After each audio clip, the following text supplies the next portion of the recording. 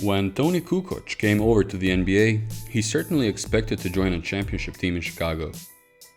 To his surprise, on his first day there, Michael Jordan announced his retirement. This was good for Toni's minutes and playing more as a small forward, but it didn't turn out so good for winning championships. The Bulls were still a good team after Michael Jordan left. They went 55-27 in the 93-94 season and 47-35 in the 94-95 season. But it was obvious the Bulls were no longer favorites to win the championship. The window was open for other teams with Jordan gone. As it turned out, they only had 2 years to make it happen. Hakeem and the Rockets won 2 titles in those 2 years. During the All-Star weekend in Chicago, Toni Kukoc went down memory lane and shared the secret of Jordan's return. We found out that Michael Jordan never really left. Throughout his entire 2-year break, Jordan would practice with the team once a month. The players figured out that that means he wasn't gone forever, but there was no indication when he would return. In an interview for a local newspaper in Croatia, Toni Kukoc said, "One day I came to the locker room and Michael had dozens of shoes at his locker. Everyone knew he didn't bring so much gear just for one practice. We weren't allowed to talk about it until he announced it himself.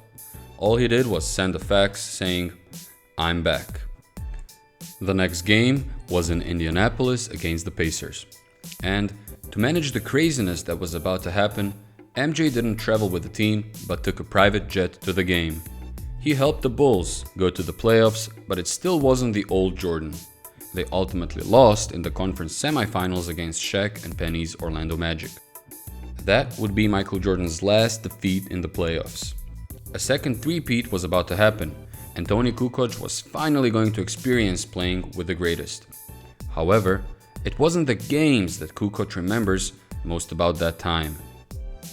"I'm happy to have witnessed what he did on the practice court, which was at times more spectacular than what he did in games."